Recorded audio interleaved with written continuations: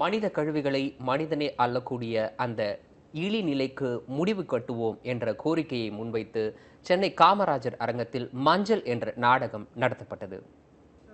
மழை பெய்ய தொடங்கிருச்சு. கூடையில இருந்த அசிங்கத்துல மழை தண்ணி கலந்து என் மூஞ்சில வலிய ஆரம்பிச்சது. எனக்கு என்னையவே பிடிக்காம போன நேரம் அதுதான்.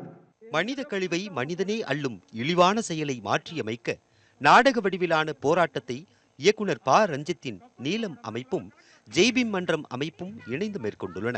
பத்திரிகையாளர் ஜெயராணியின் தயாரிப்பில் உருவாக்கப்பட்ட இந்த நாடகத்தை கட்டியக்காரி நாடக குழுவினர் வடிவமைத்துள்ளனர்.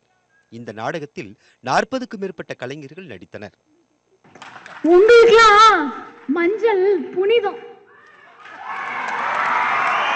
மஞ்சள் மஞ்சள் மங்களம்.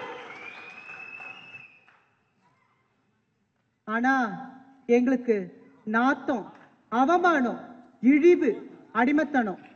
3 மணி நேரம் நிகழ்த்தப்பட்ட இந்த நாடகத்தில் இந்தியா முழுவதும் கையால் மலம் அள்ளும் அவல நிலை தத்ரூபமாக சித்தரிக்கப்பட்டிருந்தது. நாடகத்திற்கு பின்பு பேசிய விடுதலை சிறுத்தைகள் கட்சி தலைவர் திருமாவளவன், இந்திய அரசமைப்பு சாதிய அமைப்போடு பின்னி பிணைந்திருப்பதால் சாதிக்கு எதிராக வாய் திறக்க ஆளும் வர்க்கம் மறுப்பதாக குற்றம் சாட்டினார்.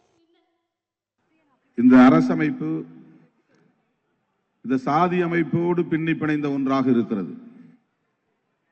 ஆகவேதான் ஆட்சியாளர்கள் சாதி அமைப்புக்கு எதிராக வாய் திறக்க முடியாத சக்திகளாக இருக்கிறார்கள்.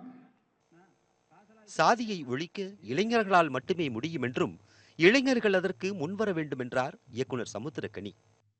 ஒவ்வொரு ஜாதியிலையுமே ஜாதி வேண்டான்னு சொல்றவன் தான் மெஜாரிட்டியா இருக்கான்.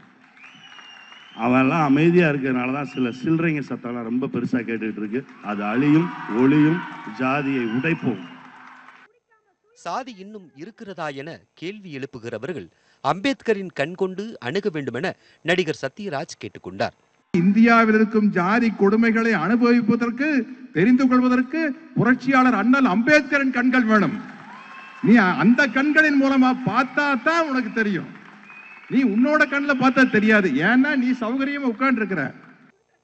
சாதி ஒழிப்பை முன்வைத்து ஜெய்பீம் மன்றம் என்ற அமைப்பை தொடங்கியுள்ளதாகவும் சாதி என்ற மனநோயிலிருந்து அனைவரும் விடுபட வேண்டும் எனவும் பத்திரிகையாளர் ஜெயராணி தெரிவித்தார்.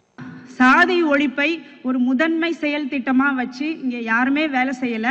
அதுக்கான ஒரு அழுத்தத்தை கொடுக்கும் ஒரு ஒரு எண்ணத்தோட தான் நாங்க இந்த ஜெய்பீம் மன்றத்தை தொடங்கி முதல் நிகழ்வாக இந்த மஞ்சள் நாடகத்தை அரங்கேற்றி இருக்கோம். மனித கழிவுகளை மனிதர்களே அள்ளும் அவலம் நீங்க வேண்டும். அது மக்களின் மனநிலையில் ஏற்படும் மாற்றம் மூலம் விரைவில் நடைபெறும் என இயக்குனர் ரஞ்சித் நம்பிக்கை தெரிவித்தார்.